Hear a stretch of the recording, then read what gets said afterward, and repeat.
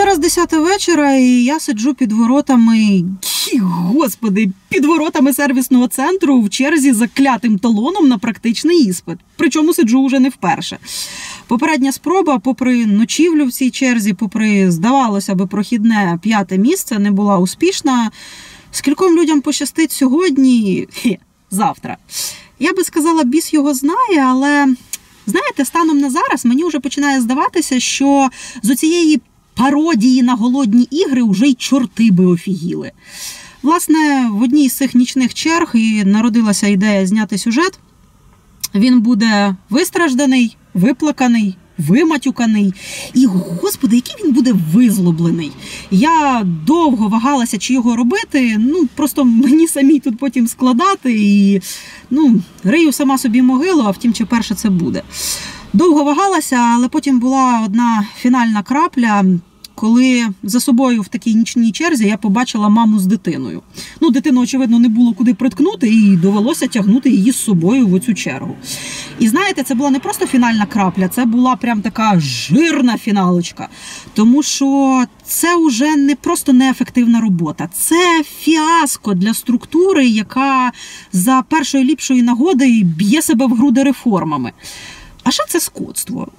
Просто щоранку отак їздити тут повз всіх цих людей, повз чергу і робити вигляд, що да зашибісь, у нас взагалі тут все працює. Це натуральне скотство. Тому я не знаю, чи я сьогодні, завтра, зможу взяти талон, але я вже точно знаю, що оце скотство, його я вже точно просто так не облишу. Що, на добраніч? Чи що? Добре утро, бля. Виспався, да? Бо ми тут всі не дуже. Я не знаю, на кого її цього разу оформили, але, по-моєму, вже знаю, хто на ній приїхав. Кое-хто пересів на Теслу. Що він сьогодні крутиться, як гівно в ополонці? Балується людина. Що не каже, а курілка святе діло. О, дивись, біла Тесла. Біла Тесла вже була. Так це інше.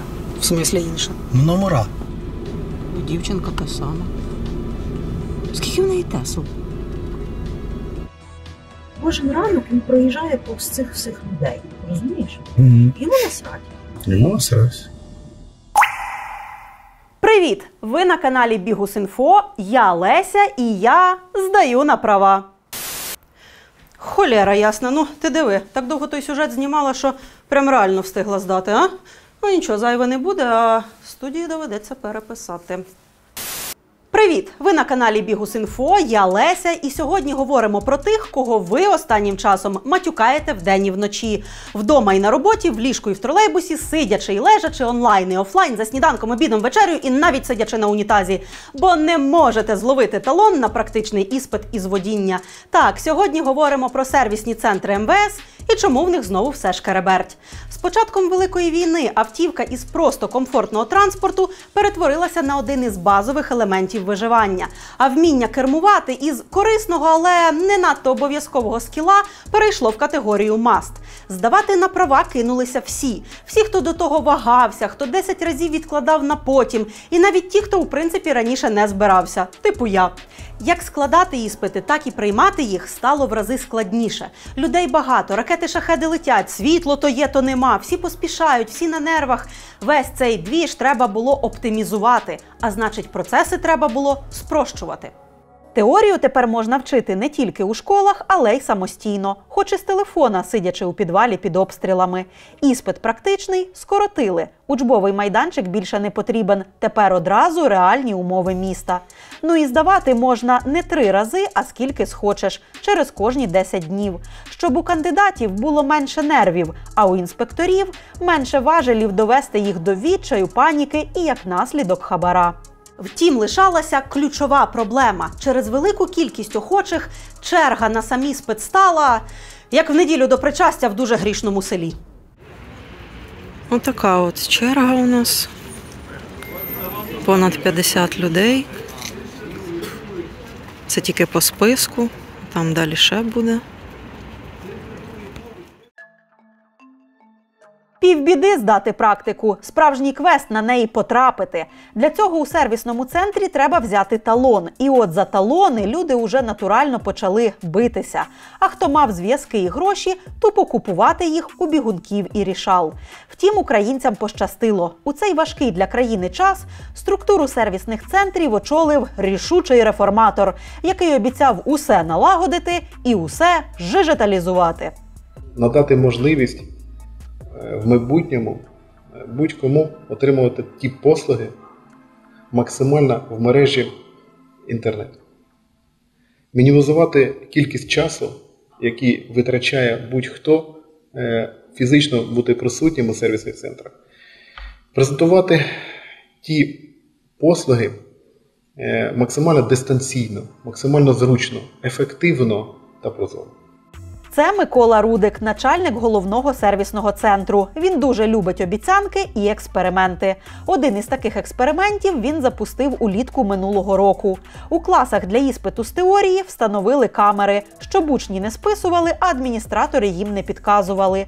В автівках теж поставили відео та аудіофіксацію, щоб екзаменатори не халтурили, а учні у разі чого могли витребувати запис і оскаржити дії інспектора. А ще люди мали перестати годинами стояти у черзі за талоном. Адже тепер його можна отримати не тільки фізично у терміналі СЦ, але й в електронному вигляді на сайті. Ніяких більше бійок за талони і ніяких більше бігунків і рішал. Ну прям життя налагоджується, панове! Для того, щоб унеможливити будь-яку корупційну складову, самостійно заходиш через сайт головного сервісного центру і отримуєш свій попередній запис, інакше кажучи, талончик, в який день ти сам обираєш і приходиш виключно для складання практичного іспиту.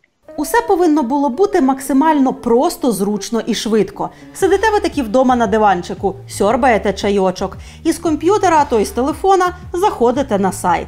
Обираємо послугу – практичний іспит. Обираємо машину – сервісну чи автошколи, хай буде сервісна. Так, я здала теорію. Так, я впевнена. Категорія Б – механіка чи автомат, хай буде механіка. Подивимося, що є на вівторок. Якщо зеленим світиться всередині кружечка, це означає, що вільний талон є у терміналі. А якщо зовнішнє кільце, значить є електронний талон. Ви у Хмельницьку? Вам пощастило. На 12:31 берете талон. Далі підтвердити. І все. Максимально дистанційно, зручно, ефективно і прозоро. Все, як обіцяв Рудик. Влом постійно лазити, перевіряти, чи є талон? Будь ласка, ось тобі офіційний талон-бот у Телеграмі. Він маякне, коли з'явиться необхідний саме тобі талон. А, і жодної корупції. Бігунки і рішали вимирають як вид. Адже взяти собі талон ви можете тільки самостійно. Перш ніж оце все клацати, треба залогінитися. Через Дію, BankID або електронний цифровий підпис. І зручно, і чесно, і взагалі зашибісь. Так а чого ми всі ночували під сервісним центром? Та бо ця хрінь не робе. А знаєте, що ще не дуже добре працює? Державна політика щодо мобілізації.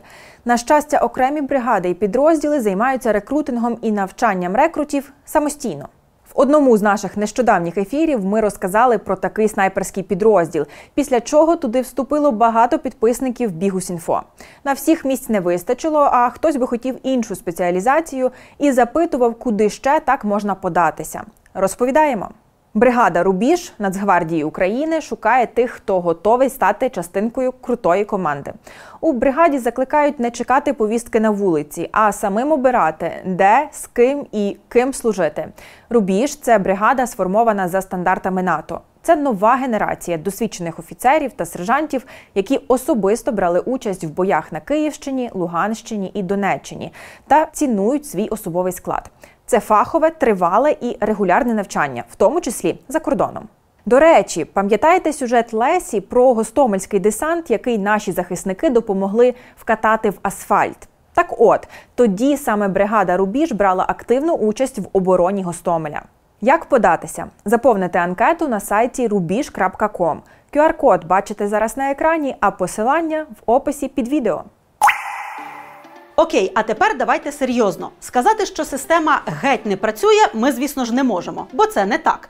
Технічно працює. Сайт вантажиться, кружечки світяться, щось там можна поклацати і десь навіть наклацати той талон. Але ключове тут – десь. У деяких сервісних центрах зловити його надзвичайно важко. Як вхопити за хвіст єдинорога. А що там офіційний талон-бот? Та то взагалі до сраки. Поки з нього перейдеш на сайт, талону вже нема. Важливе уточнення. Ситуація по регіонах дуже відрізняється. Є міста, у яких взяти талон взагалі не проблема. Можете скільки завгодно жартувати, що Житомира не існує, але талони там світяться частіше, ніж у Києві. Та, якщо чесно, де завгодно вони світяться частіше, аніж у Києві. Столиця стабільно муляє око 4 сірими кружечками. А найгірша ситуація із цих 4 у сервісному центрі на вулиці Перемоги.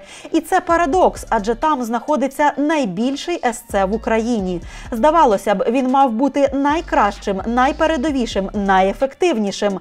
Але поки він чи не найпроблемніший. І, як ви вже могли здогадатися, чорти мене понесли здавати саме на Перемоги. Не те, щоб я спеціально обирала, просто я там вчилася і там пішла здавати. Багато днів і по багато годин я полювала за талоном у цей сервісний центр. І не вполювала жодного. Раз по раз чула, як Рудик розповідає в інтерв'ю, що просто людей в Києві багато, а інспекторів мало і взагалі в усьому винна війна. Орієнтовно 100 працівників призвалися до лав ЗСУ і на сьогодні охороняють нас. Це відповідна нестача кадрів. Скажу відверто, що так швидко ми не можемо знайти кандидатів. І воно навіть звучало ніби логічно, от тільки жодним чином не пояснювало, наприклад, а чого талони масово зникають вночі? На самому сайті головного сервісного центру зазначено, талони стають доступні для запису у рандомному порядку кожного дня з 8 ранку і до 5 вечора. І це вже брехня. Талони з'являються у системі, а головне зникають із неї цілодобово. Рано вранці, коли система ще не повинна працювати, і пізно вночі, коли вже має бути відключена. Я помітила це ще влітку, а восени уже просто почала вести облік цим пропажам. Талони на найближчі дні пропадають. Замість них інколи з'являються на пізніші дати, але ж їх потім спіткає та сама доля.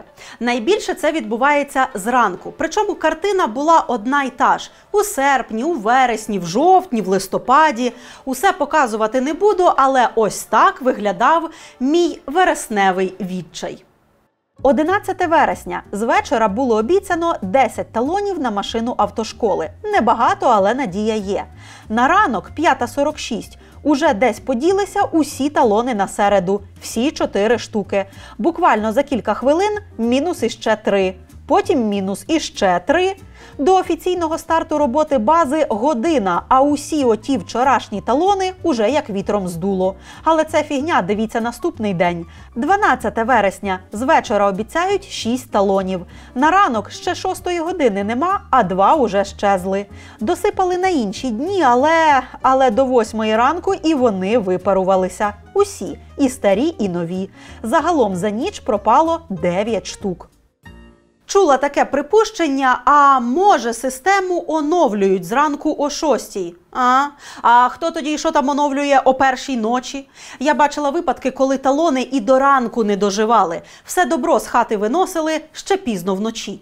22 вересня. На цю дату з вечора обіцяли, багато як на цей сервісний центр, 21 талон. Близько опівночі, ситуація здається стабільною і контрольованою. Але вже о 1:45, та-да, нема талонів.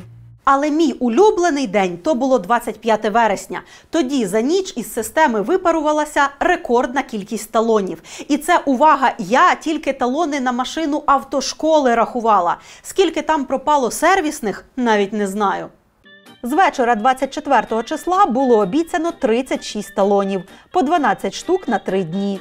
Зранку о 7 їх лишилося по 8, а буквально за півгодини пропали і вони. Так, замість найближчих днів з'являються пізніші, але і їх з таким успіхом фіг зловиш. Адміністратори сервісних центрів чи керівники сервісних центрів не адмініструють саме систему електронного запису. Ми є її користувачами. І як вони з'являються, ці талони, в онлайн-режимі, коли вони з'являються, нам це невідомо. Задача адміністраторів там, чи керівників сервісних центрів, чи навіть спеціалістів регіонального сервісного центру просто згенерувати і створити ці талони. А туди вони попадають автоматично. Ми генеруємо талони на 3 тижні вперед. І коли вони там з'являються, нам це невідомо. Чи вважаєте ви справедливим і взагалі людським, що люди повинні добу 24/7 не спати, не їсти, не пити, вибачте, в туалет не ходити, але чекати, поки там з'явиться цей талон в 3 часа ночі? Це ефективна робота? Ні, це не ефективна робота, тому я ще раз наголошую на тому, що в нас недостача кадрів. І недостача кадрів не відповідає на питання на те, що відбувається з талонами. Зрозумівши, що діло труба, я доєдналася до Фейсбук-групи «Права без хабарів». Почитаю, думаю, а що там люди пишуть? А люди писали приблизно таке. Талон вхопити можна, для цього треба лише, дійсно, лише 24/7 не спати, а ще не їсти, не пити, також бажано в ці дні взяти відпустку, позбутися дітей і взагалі зайвий раз не дихати. Окей, я провела в такому режимі тиждень з 6 ранку і допоки не щезне останній обіцяний квиточок до щастя. І не зловила його. Думаєте, тиждень – це мало? Добре, от вам людина, яка робила це 2 місяці з 3 гаджетів і теж не змогла. У мене були дні, коли без перебільшення я, мій хлопець і моя подруга, ми логінились через мій аккаунт всі, і ми оновлювали сайт кожну секунду, кожних 5 секунд. Це реально були цілі дні. Я їла, оновлювала, працювала, оновлювала, йшла в туалет, оновлювала, лягала спати, оновлювала. Я прокидалася кожних 2-3 години, оновлювала цей сайт. Я просто, я не знаю, як зомбі була з тим сайтом. І це реально тривало, майже 2 місяці. У мене просто вже, я не знаю, я ревіла, і в мене вже почались істерики. Я вже казала, що мені не потрібні ніякі права. Я, звичайно, вибачаюся, але який це в біса державний сервіс? Це якась дика гонка, це, я не знаю, голодні ігри. Це грьобане поле чудес, де бухий Якубович крутить завідомо поламаний барабан. Задовбавшись чекати сектор приз, який там не факт, що взагалі існує, люди знову почали ночувати у живих чергах. В надії, як колись, взяти паперовий талон. Чому ночувати? А тому, що приїхати зранку о 5-й – то вже пізно. Будеш 12-й у списку і можеш лишитися ні з чим, як пощастить. Тому люди займають чергу від учора, ведуть паперовий список і ночують під воротами, щоб у того списку не виросли ноги. Я так ловила талон кілька разів. Ось як це виглядало у жовтні. Ну що, понеділок, 9 ранку, і ми їдемо займати чергу за талончиком у сервісний центр. Щоб ви так розуміли, це буде черга на вівторок. Спитаєте, чого ми пхаємося так рано? А того, що минулого разу тут черга стояла ще з 8-ї. Цього разу нам пощастило, ми приїхали перші, тож беремо отакий листочок, беремо олівчик і починаємо вести чергу. Як там кажуть, не можеш побороти хаос – очоль його. Звісно ж, у цей день можна забути про роботу. Це хіба я тут поєдную корисне з неприємним, а люди навіть вихідний беруть. І про сон теж забудьте, що ви там виспитеся в тій машині. Зранку переклички і сварки. Дякую, хоч цього разу без бійки. Потім ще півгодини сварок уже під дверима. Люди на межі, і це не тільки через недосип. Просто тут теж довбане поле чудес. Аж до ранку ніхто не знає, скільки талонів дадуть сьогодні у термінал. Добра половина цієї черги може піти додому ні з чим.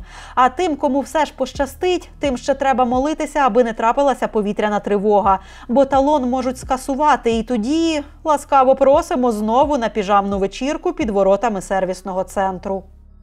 Талончик в руках. Що для цього треба було? Для цього треба було всього лише приїхати за добу відстояти тут чергу, бути першій в черзі і от тепер його взяти. А тепер давайте подумаємо, чому в біса так відбувається. Отож, чому людям доводиться ночувати під сервісним центром? Тому що талон на сайті взяти дуже важко, подекуди здається нереально. А чому його взяти там так важко? Бо вони зникають зі швидкістю світла, в тому числі вночі, коли сайт нібито взагалі не має працювати. А чого ж вони так масово, а головне так хутко зникають? Та бо їх увесь цей час викачували з системи і продавали наліво. В принципі, це було тільки питанням часу, адже де є попит, завжди сформується пропозиція. А попит серед людей, які вже зневірилися вполювати електронний талон і або задовбалися мерзнути ночами попід парканом, так, серед цих людей попит буде високий. І його задовольнили. Мені талон обійшовся в 1100 гривень. Я не кажу, що я вчинила правильно, я абсолютно себе не виправдовую, але от серйозно, просто я вже не бачила іншого виходу. Просто нерви не витримали, і мені хлопець сказав, ну давай вже купимо той талон. Ну це ж ти не права купуєш, ти ж вмієш їздити, тобі просто треба прийти на іспит, давай купимо той талон. Я така, ні, а потім я вже розридалася і сказала, все, купуємо, бо я вже просто не витримую. Це був жовтень, і на той момент послуга вже була настільки популярна, що контакти торговців рекламували навіть у тій самій групі «Права без хабарів». Увечері Дарина написала одному з таких, а уже на ранок отримала талон. Офіційно, у свій електронний кабінет. Він логіниться через мій аккаунт. Я надаю доступ через Дію до свого аккаунту. Але тут заходить бот, який забирає цей талон протягом кількох секунд, як він тільки з'являється. Тобто фізично людина і не може взяти цей талон. Тому що є ось ці бот-програми. І я сиджу така, і я розумію, просто, що всі ці місяці я не могла взяти талон, просто тому, що його забирає відразу бот. Класний сервіс, пане Рудик! Сек'юрненький! Насправді це було не смішно. Якщо реформа зводиться до того, що бігунки і рішали просто переїжджають жити в Телеграм, а талонами й далі торгують, а людей і далі тримають за лохів, то це не реформа. Може у сервісних центрах не знали, що талони продають? Ой, не думаю, що керівництво СЦ сліпе, глухе і аж настільки тупе, щоб місяцями не помічати, що у них прямо попід носом коїться. То може вони знали, але їм було начхати? Ну тоді у мене питання, за що вони їдять свій хліб? Чи може знали і їх це влаштовувало? Бо сама екосистема бігунків і рішал – це історично невід'ємний внутрішній елемент самих сервісних центрів. Усі ці питання люди, котрі все ж не лохи, почали ставити дедалі більш голосно, а головне публічно. Восени до МВС дійшло, що цю проблему треба вирішувати. Ну або принаймні зробити вигляд, що ти дуже намагаєшся її вирішити. На початку листопада Нацпол спільно з прокуратурою піймали хакера. Він, за даними слідства, розробив програмку, яка перехоплювала на сайті потрібні клієнтам талони. Щойно ті з'являлися в системі. Загалом за 3 місяці хакер ощасливив 1500 замовників. Поганий хакер, поганий! Молодець Нацпол. Тепер все налагодиться і будемо жити дружно. Люди більше не будуть ночувати під сервісними центрами, а талони зникати вночі. Чи будуть? Ви звернули увагу на цифри у новині. За 3 місяці хакер витягнув 1500 талонів. Це в середньому 25 талонів за робочий день. Дивіться, скільки електронних талонів обіцяють на один день у 4 столичних сервісних центрах. Це тільки на практичний іспит. А у новині не сказано, що хакали тільки цю послугу. Коротше, той хакер навіть не кожен столичний СЦ закрив би. Тож чи варто дивуватися, що люди стоять під сервісним центром, як і раніше? Єдине, що змінилося, прийшла зима і тепер вони ще більше мерзнуть. А талони продовжують випаровуватися поночі. Уже після того, як взяли хакера, я заморочилася і ще раз порахувала. Цього разу рахувала талони на категорію Б на усі типи машин. І автошколи, і сервісні, і по всіх 4 київських СЦ. От скільки обіцяли з вечора. А от стільки лишилося зранку. Талони є, але як і раніше, це уже талони на інші, пізніші дати. Загалом за ніч, коли система нібито не мала взагалі працювати, щезло понад 90 вчорашніх талонів. Минулого тижня, чисто освіжити статистику перед ефіром, я порахувала ще один вівторок. Пропало понад 80 талонів. Це хакер уже із СІЗО розважається? Чи він був не один? Або, може, корінь проблеми взагалі не в хакерах? І все ж варто почати говорити про усю гнилу екосистему. Думаю, варто. Увесь цей двіж просто таки змусив нас поцікавитися, а що в тих сервісних центрах взагалі відбувається. Ну і раз уже мене занесло годинами стерчати у найбільшому сервісному центрі країни, скажу так, вистачило просто кілька разів постояти у черзі за кавою і роззути очі на службовій парковці. І ось уже перед нами цілий автопарк, який на офіційні доходи налазить не дуже, тож регулярно або декларується по ціні зимової гуми, або не доїжджає до декларацій в принципі.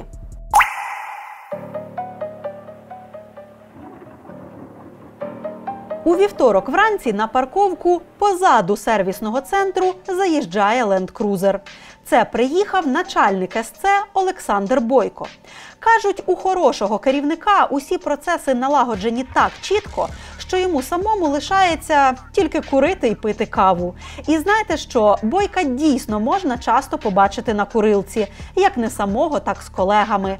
Але у тому, що Бойко той самий хороший начальник, який налагодив ідеальну роботу, є сумнів. Минулого року, наприклад, у цьому капітально засумнівався столичний Нацпол. Я спеціально зараз дам довжелезну цитату з судової ухвали, просто щоб ви оцінили, наскільки чітко і конкретно слідство описало схему.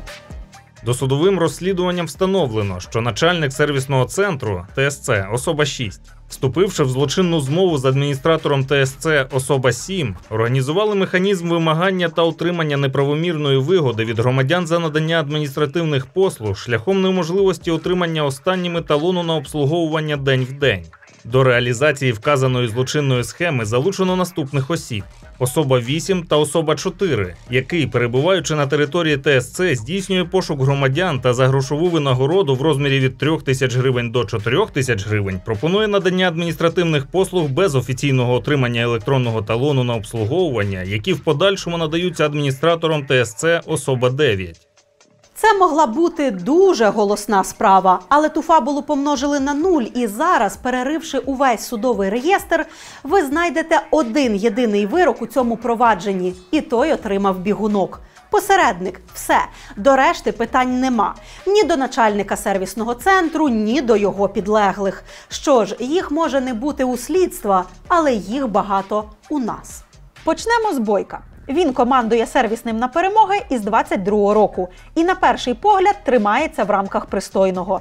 Підживає у чужій, вірогідно орендованій квартирі, їздить на, хоч і оформленій на тата, але задекларованій машині. Але у Бойка є дружина, а у дружини є Інстаграм. А ви, якщо давно дивитеся наші розслідування, уже знаєте, що до добра це не доводить. До речі, підпишіться нарешті і на Інстаграм Бігус.Інфо. У нас там не як у дружин наших фігурантів, у нас там про важливе. Я Ірина Бойко, б'юті-експерт та екс-візажист. Із блогу дружини Бойка, тут вона під дівочим прізвищем Цюпа, можна дізнатися багато цікавого. Наприклад, як правильно крутитися на Dyson. Або як у 17-му році, уже після окупації Криму і частини Донбасу Росією, їй вистачило мізків поїхати в Рашку, увага, на конкурс для візажистів «Невські берега». Хештег «Цюпіта в Пітері». Підпис до фото «Дружба народів». Фу! Але ми сьогодні не про це, а про те, що із фото і сторіз Ірини видно, що вона часто користується автівками, яких чомусь немає у деклараціях її чоловіка. Ось фото із салону, найімовірніше BMW. Не знаю, як вам, а мені схоже на X3. У сторіс щось дуже подібне до електрокару Volts ID. А втім, чому подібне? Ось відео уже точно із Фольцом. А ось це знову схоже на BMW, але вже явно іншу. По салону можемо припустити знову електрокар. Прикол у тому, що саме такі автівки останні роки записувалися на батька Ірини, тестя Бойка. У 19-му нова BMW X3. Такі в районі 50 тисяч тоді були. Влітку 22-го дійсно білий Volts ID4. Це могло ще десь у 30-40 тисяч стати. А буквально ось щойно, в листопаді, електрокар BMW iX3. Свіжий, цьогорічний. Такі від 60 тисяч доларів продають. Знаєте, наскільки днів вистачило дружини Бойка, щоб не хвалитися обновкою в інсті? 4. На 5-й день Бог сотворив рибу і птаха, а Ірина запиляла беху в сторіс. Інформація для б'юті-майстрів. Звідки брати натхнення? Та фіг із ним з натхненням, де б набрати такий автопарк. Тесть Бойка – ФОП, має пристойні доходи і, в принципі, якщо скласти до копійки всі його доходи за цілих 2,5 роки, він міг би купити таке авто. Перед цим, щоправда, іще рік-півтора свого життя він мав би покласти на попередню беху, а ще ж був Volts. А ще можна перестати шукати виправдання і поставити єдине правильне у цій ситуації питання. Якщо це все дійсно було чесно зароблене, то якого біса нічого з цього нема в декларації? Я наразі проживаю в столиці у зв'язку з тим, що я тут працюю. Дружина проживає в Чернівцях. Ми з нею разом не проживаємо досить довгий період часу. Декларація ще за минулий рік, то, що я знав, то я її задекларував. Тим не менше, ви зобов'язані вказувати в деклараціях усе майно, яким користується родина, принаймні та родина, яку ви, власне, і декларуєте. Тобто ваша дружина. Да. От, наприклад, я побачу у вашій декларації за цей рік, що вона користується цим електрокаром BMW.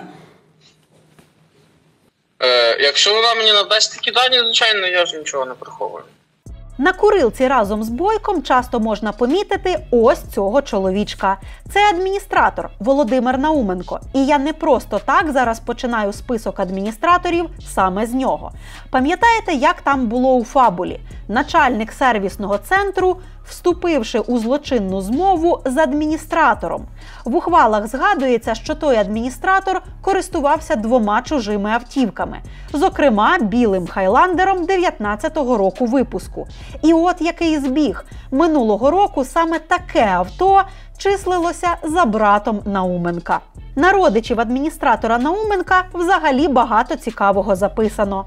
Причому кількість і якість цікавого якось суттєво зросла саме за останні кілька років.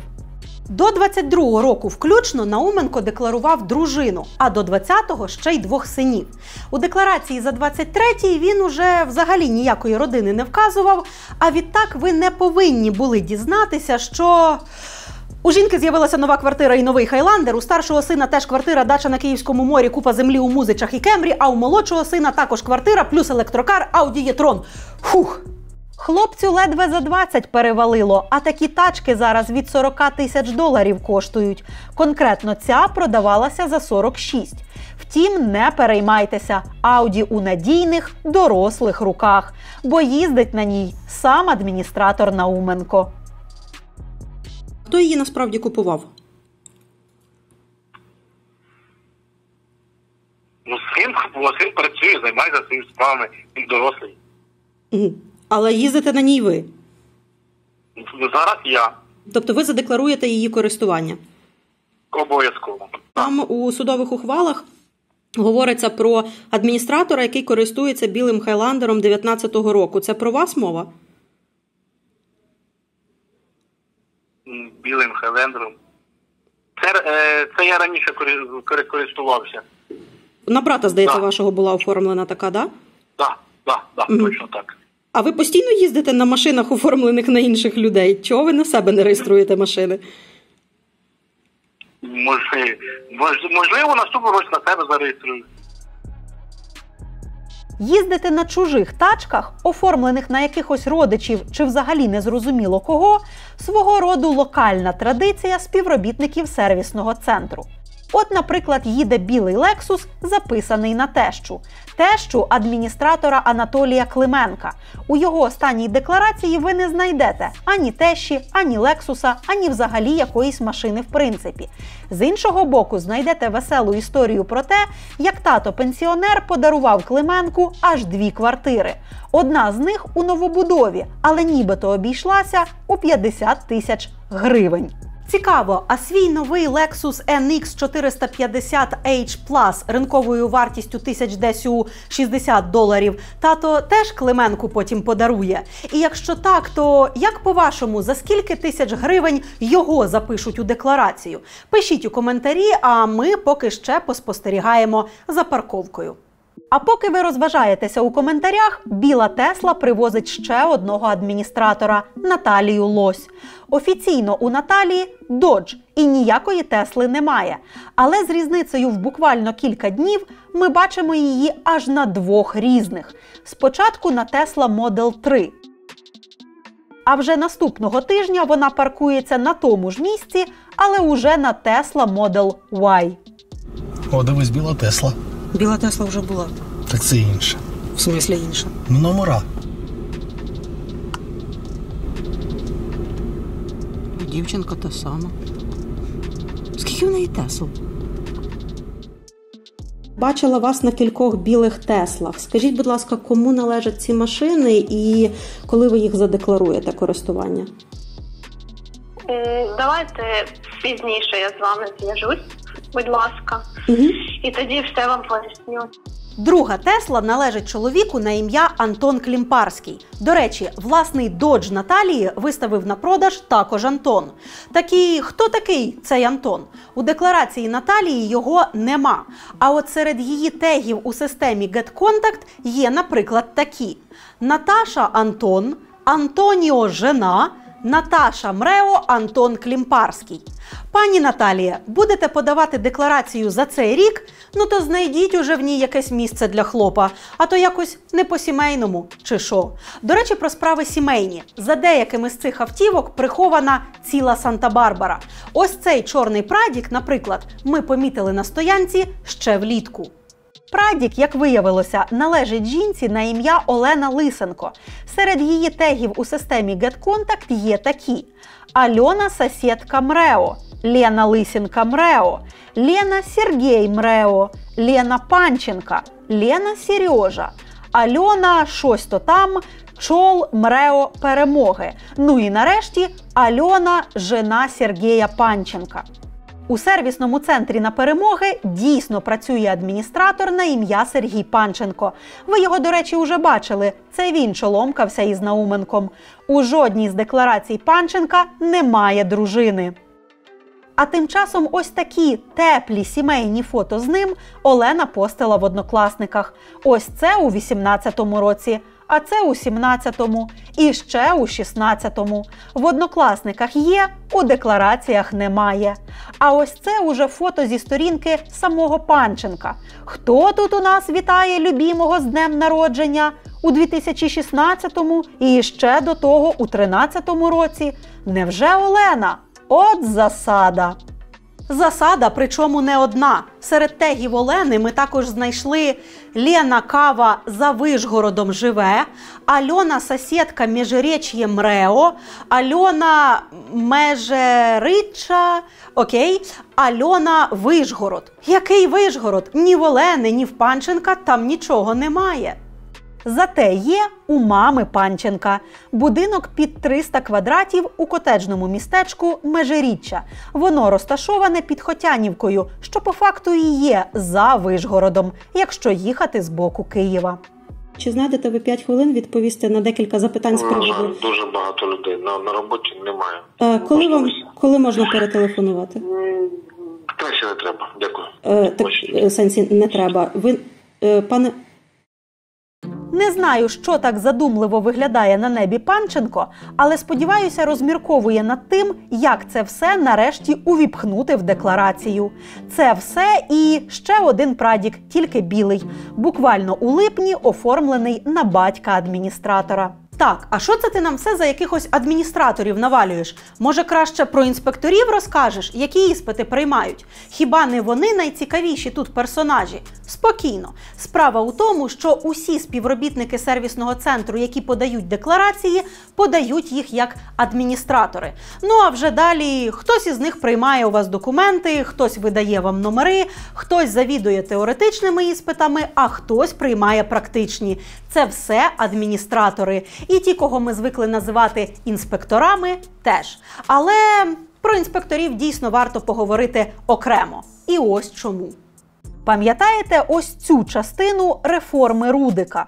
Ми плануємо обладнати 4 камери в кожному автомобілі. Буде контроль 360 градусів. Неможливо буде екзаменатору допомогти або перемкнути коробку передач, або додатково натискати на педалі дублюючі. Камери будуть контролювати усі рухи, як кандидата в водії для його безпеки і в подальшому можливого оскарження певних дій. Шикарна ідея, але уже за півроку виявилося, що виконується вона, ну давайте назвемо це класичним українським, через сраку. У лютому аж 4 інспекторів у цьому СЦ хлопнула внутрішня безпека. ВБшники промоніторили 1 день їхньої роботи, за котрий кожен прийняв по 10 іспитів. Виявили різні порушення порядку відеофіксації. Ключове – частина камер не працювала. Запис ракурсу кермо, педалі, важіль перемикання передач відсутній. Але найцікавіше не це, а те, що інспектори оскаржили постанови і скасували штрафи в суді. У тих судах чудово все. Від філософських роздумів про те, що службова перевірка – то взагалі не доказ, а якась суб'єктивщина, до парадоксального висновку, що обов'язок фіксувати іспит є, а от відповідальності, якщо щось пішло не так, немає. Але моє улюблене із суда інспектора Дацькова. Нам тут видали якісь галімі камери, то ми купили відеореєстратори, вони щось там, звісно, пишуть, но не все. Супер! Проридавшись над цими судовими ухвалами, ми зрозуміли, що так, по інспекторах варто пройтися окремо. Але спочатку маю зазначити важливий момент. Інспекторам у сервісних центрах платять не дуже високу зарплату. За минулий рік це було в середньому 25 тисяч гривень на місяць. Це до оподаткування, тобто на руки ще менше. Шановне МВС, зарплата в 500 баксів людям, від котрих залежить безпека на дорогах – це ідіотизм. Вони вирішують, хто завтра виїде з нами і вами на одну дорогу. Людина, яка дійсно навчилася відповідально кермувати, чи придурок, який машину купив, а права на здачу. Щодня вони мають бути зосереджені на тому, щоб відсіювати перших від других, а не на тому, де б іще підзаробити. Тим часом декларації деяких інспекторів просто волають. Вони найвірогідніше таки на чомусь підзаробляють. І я би дуже хотіла вірити, що це репетиторство на вихідних, а не славнозвісне права за сало. Але вірити у це дедалі складніше. Особливо, що частіше я чую про розцінки цього самого сала. Фірмове з рожевою скоринкою по Києву нині торгують 40 тисяч за кіло. Я б сказала, доволі дешево за нашу і вашу безпеку. Тримайте це у голові наступні 10 хвилин сюжету. Але перш ніж ми перейдемо до цього блоку, традиційно попрошу хвилинку вашої уваги і допомоги.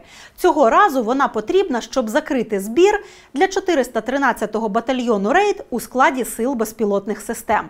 Зараз хлопці виконують задачі на Донецькому і Запорізькому напрямках. Автопарк батальйону вимагає термінового ремонту. І на це необхідно 200 тисяч. Сума, яку ми з вами швидко закриємо, якщо прямо зараз перейдемо по QR-коду банки на екрані або по лінку в описі під відео. Дякую. Що не кажи, а курілка святе діло. Господи, куди тебе опять понесло? Що він сьогодні крутиться, як гівно в ополонці? Балується людина. Випробовує свіжу ожеледицю на задньому подвір'ї сервісного центру нова Тесла мого улюбленого інспектора Андрія Кухельного. Тесла у Кухельного... Ой, ні, стоп, тут маю дещо прояснити, ну аби не казали потім, ото завалила в нього іспит, тепер з обіди обіжено і буде до пацана домахуватися. Кухельний дійсно був одним із інспекторів, у кого я здавала, ну але не здала. Втім, жодної претензії до нього я не маю, навіть навпаки. Як екзаменатор екзаменатор, він мені тоді дуже сподобався. По дорозі назад до сервісного центру пояснював, що я зробила не так і як треба робити, щоб такої позорної фігні більше не траплялося. Бубочка, а не інспектор, подумала тоді я. А потім залізла в декларацію до Бубочки і, знаєте, якщо вже говорити про всяку фігню, то там її цілий хіт-парад. З чого ми там почали? З Тесли? Ладно, хай буде з Тесли. Відмотай мені суфлер. Так от, Тесла у Кухельного ще від вересня. Ми знайшли оголошення, її продавали за без малого $30 000. Покупку такої вартості взагалі-то треба одразу ж задекларувати. Але відповідний звіт Кухельний чомусь не оформив і досі. Це може здаватися дивним, але не тому, хто читав усі попередні декларації Андрія Андрійовича. А ми читали. На роботу у сервісний центр Кухельний у 2019 році приїхав на старій Audi A4, яку уже за декілька місяців роботи тут змінив на свіжіший Nissan Teana. З цього моменту починається фінансова магія. Nissan Кухельний нібито купив за 100 000 гривень, а продав уже за 550. І так почав накопичувати готівку. Позірно чисту, бо купив, продав, профіт. Як цей профіт формувався, ніхто до мене, здається, не цікавився. Далі була Camry, яку він купив за 415 000, а продав уже майже за 700. Потім Кухельний знову купує Camry і знову за 100 000 гривень, а продасть уже за 670. Кеш продовжує капати. Далі була BMW. Не знаю, за скільки купив, але продав нібито за 10 000 гривень. Схема зламалася? О, ні, це просто інша схема. Далі був Lexus. До цього моменту у скарбничці Кухельного уже лежало понад 1 мільйон. І можна було б не вимахуватися, але ні, Lexus він оформлює за 30 000 гривень. А кеш продовжує лежати, мабуть, для якоїсь іншої покупки. Може, для Тесли? Навряд. Теслу, повторюся, інспектор досі не задекларував. А це може означати, що по документах машину знову провели за 3 щербаті копійки. Я не буду зараз робити квадратні очі і запитувати: «О Боже, як йому пощастило так задешево купити Lexus». Ну чи там «Ух ти, яким чудесним способом дорожчають автівки, пройшовши через святі руки інспектора сервісного центру». Ми тут, здається, усі дорослі люди і чудово розуміємо, як це працює. Умовні Lexuси купуються нібито за 30 000 гривень, зазвичай тоді, коли пояснити походження реальних ринкових 20 000 доларів декларант не може. А умовні бехи продаються нібито за безцінь зазвичай тоді, коли це другий продаж за рік і страшенно не хочеться платити податки. Саме тоді в оголошеннях на Авторія тачка стоїть за 17 000 доларів, а у документах за 10 000 гривень. Пане Кухельний, я врахувала усі ваші поради і наступного разу, коли пішла на іспит, здала його без жодної помилки. Алла Верди, дослухайтеся тепер і ви до моїх. Наступного разу, коли підете заповнювати декларацію, не малюйте в ній більше такої херні. Бо я, якщо чесно, уже не знаю, що огидніше. Співробітник МВС, який косить від податків, чи співробітник МВС, який міняє по кілька тачок на рік за незрозуміло які бабки. І чисто щоб 2 рази не вставати, передайте, будь ласка, те саме пані Кравченко. Я не знаю, як правильно називається жінка, з котрою у вас спільна нерухомість і однакові, як кажуть в народі, сімейні номери на Теслах, але знаю, що як адміністратор сервісного центру вона теж має декларуватися. А це означає, що її нову Теслу, так само як і вашу, теж пора відзвітувати. Взагалі багатьох інспекторів можна привітати із нещодавнім апгрейдом сімейного автопарку. Наприклад, інспектор Сергій Дацков. Так, той самий Дацков, у котрого реєстратор щось пише, але не дуже. Щойно відбився в суді від адмінки і штрафу, на дружину оформили Ауді. Із древньої Хонди теж на Ауді пересів Дмитро Парченко. Ось вона сіренька з краю стоїть. Ауді биток, але на зарплату Парченка її ціна налазить зі скрипом. Навіть її задекларована версія ціни – 600 000 гривень. Що вже казати за 25 000 доларів, за які її насправді продавав попередній власник. Будь ласка, як будете готові, розпочинаємо, заздалегідь напрямок руху будемо вам повідомляти. А ще є інспектор Роман Журков, над декларацією котрого мені хочеться ридати. Раніше він вказував родину – батьків, дружину, якесь житло. Але минулого року все пропало. Так ніби Журкова викреслили з метрики. І все, що в нього лишилося в тому житті – мотоцикл вартістю 5000 гривень. Але якщо побродити по парковці сервісного центру, то можна побачити заникану попід парканом «Шевроле», оформлену на маму Журкова. А ось в інший день, але на тому ж намоленому місці, ще одна «Шевроле». Практично новий електрокар за $20 000. Минулого року його оформили на 70-річного тестя Журкова. Якщо вірити декларації, тестя ніби як колишнього. Але я звикла більше вірити своїм власним очам, аніж деклараціям. До речі, цікавий нюанс із цією білою «Шевроле». Автівка дісталася не Журкову від іншого інспектора цього ж сервісного центру – Вадима Чистякова. Сам Чистяков придбав її у 2022 році за майже $1 мільйон. Де він той $1 мільйон нашкріб з невисокої інспекторської зарплатні чи то з копійчаної пенсії – загадка. Але то вже стара історія, нова, цікавіша. Після продажу тієї «Шевроле» у декларації Чистякова лишилося 2 розвалюхи – фургончик «Фіат» 99-го і відеречко «Форд» 91-го. Але їздить він, звісно ж, не на тому старому брухті. Новенький електрокар Volts ID приїздить до сервісного центру одним із перших. Ще затемно, години за 1,5 до відкриття. У цей час прості смертні ще мерзнуть у черзі за талонами, а ворота відчиняють тільки для співробітників. Тож хто за кермом, люди не бачать. Але якщо потусити на задній парковці СЦ десь до 9-ї, то можна побачити, що користується Фольцом саме Чистяков. Сірий Volts ID Cross 23-го року. Я не користуюсь таким автомобілем. Я бачила вас неодноразово на цьому автомобілі.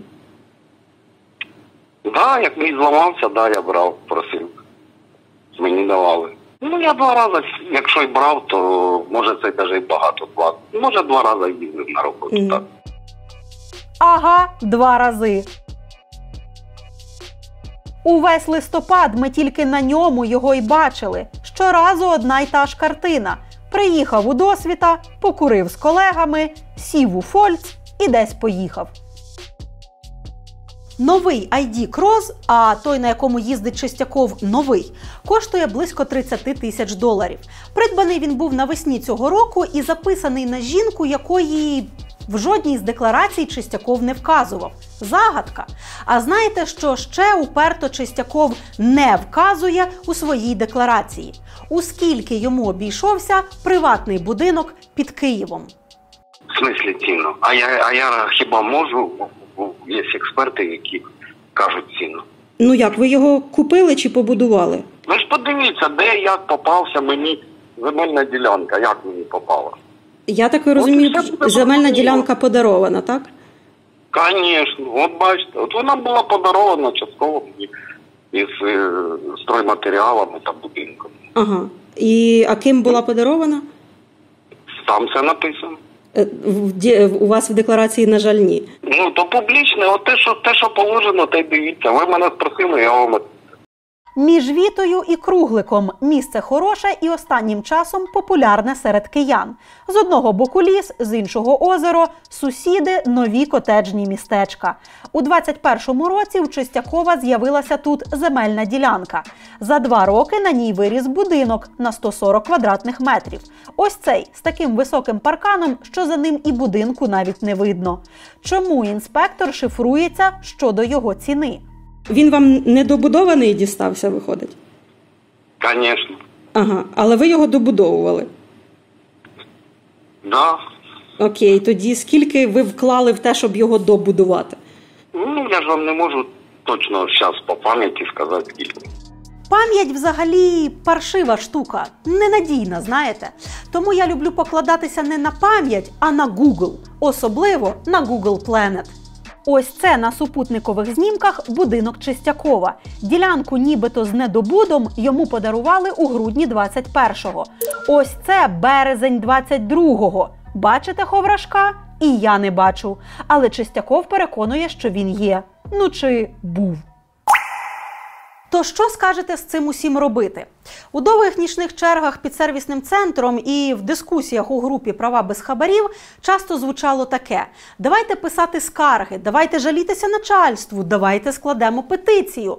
І от з одного боку я рада, що люди якось уже починають мізкувати над тим, що за свої права треба боротися, а з іншого, я сама не розумію, кому би я тут мала скаржитися. Сервісний на перемоги очолює Бойко. З ним, я думаю, вже все зрозуміло, сюди стукатися безглуздо. Ви, звісно, зараз можете зауважити: Лесю, не можна так казати, якщо ти не пробувала. Але втім то й справа, що я пробувала. Після однієї з нічних черг, тої самої, де була мама з дитиною, я пішла у кабінет до Бойка і добряче на нього наволала за весь цей бардак із талонами. Може, навіть з матами, дослівно не пригадаю. Зате добре пригадую його реакцію. Він мило посміхався і казав щось на кшталт: «Вам просто не пощастило. Пане Бойко, ви, здається, забули, за що ми вам платимо зарплату. Ви очолюєте не Українську національну лотерею, яка продає щасливі і нещасливі білетики.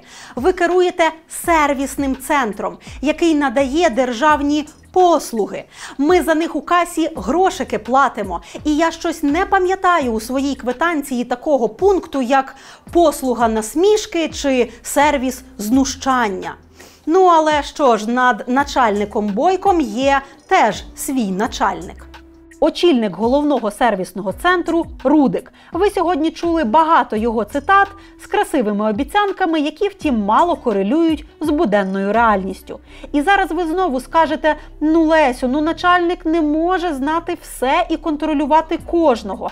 Це ж лише один сервісний центр. Та може він взагалі не в курсі, що тут робиться. Добре утро, Виспався, да? Бо ми тут всі не дуже. Пам'ятаєте, я казала, що інспектор Чистяков приїздить на роботу одним із перших. Одним із, тому що є у цьому сервісному центрі ще друга рання пташка. Практично в унісон з інспектором приїздить такий самий електрокар Volts ID Cross, тільки білий. Ви не знайдете його в декларації у Рудика, адже він записаний на маму. Зате на території сервісного центра знайдете його регулярно. Власне, я його тут спостерігаю ще від літа, коли вперше почала їздити за талонами. Він завжди тут з позаранку і паркується завжди в одному й тому ж місці. Тож маю право висловити доволі обґрунтоване припущення, що Рудику чудово відомо, що коїться на Перемоги-20. Взагалі, коли знаєш цей нюанс, трошки смішно читати деякі офіційні заяви очільника головного сервісного центру. Наприклад, коли Рудик бідкається, що недобросовісні продавці, зокрема автомайданчики, занижують вартість авто, від чого держава недоотримує мільярди. Але це все виправлять, і сервісні центри таке більше не реєструватимуть, а з брехунами розбиратиметься податкова і правоохоронці. Та ви що? Може спочатку розберетеся з кухельним? У вас під носом ваш співробітник купує Lexus за 30 тисяч гривень, а BMW продає за 10. А винні автомайданчики? Боюся, ця реформа буде така ж успішна, як реформа практичного іспиту. Так, а у начальника головного сервісного центру є начальник? Сучасна команда МВС – це турбота про зручну трансформацію держави. Ігоре Володимировичу, бачить Бог, я не хотіла, але це ваша вертикаль. То вам за неї і вигрібати. Сервісні центри входять у структуру Міністерства внутрішніх справ. Тож єдиний, до кого лишається писати скарги, це міністр. Пане Клименко, я старатимуся ввічливо, але не гарантую, що в мене вийде. Бо ваші підлеглі не годні впоратися зі своїми задачами. Ваші підлеглі збиткуються над людьми. Ваші підлеглі знову вас позорять. Ваші підлеглі... Тільки на одному столичному сервісному центрі розвели такий єбанаріум, що мені страшно подумати, що відбувається в решті міст і областей. От дідько, знову ввічливо не вийшло. Це ж він образиться, да? А знаєш що, начхати, хай ображається. А ще краще, хай піде сам, бодай раз переночує під воротами сервісного центру. Я на нього подивлюся, який він буде ввічливий. Коротше, Ігоре Володимировичу, ви якось сказали одну дуже правильну штуку. Мрії завжди перетворюються на результат, Якщо докладати, звісно, зусиль. Докладіть, будь ласка, зусиль, щоб ваші підлеглі нарешті почали робити людям зручно і чесно, а вам нарешті перестали робити соромно.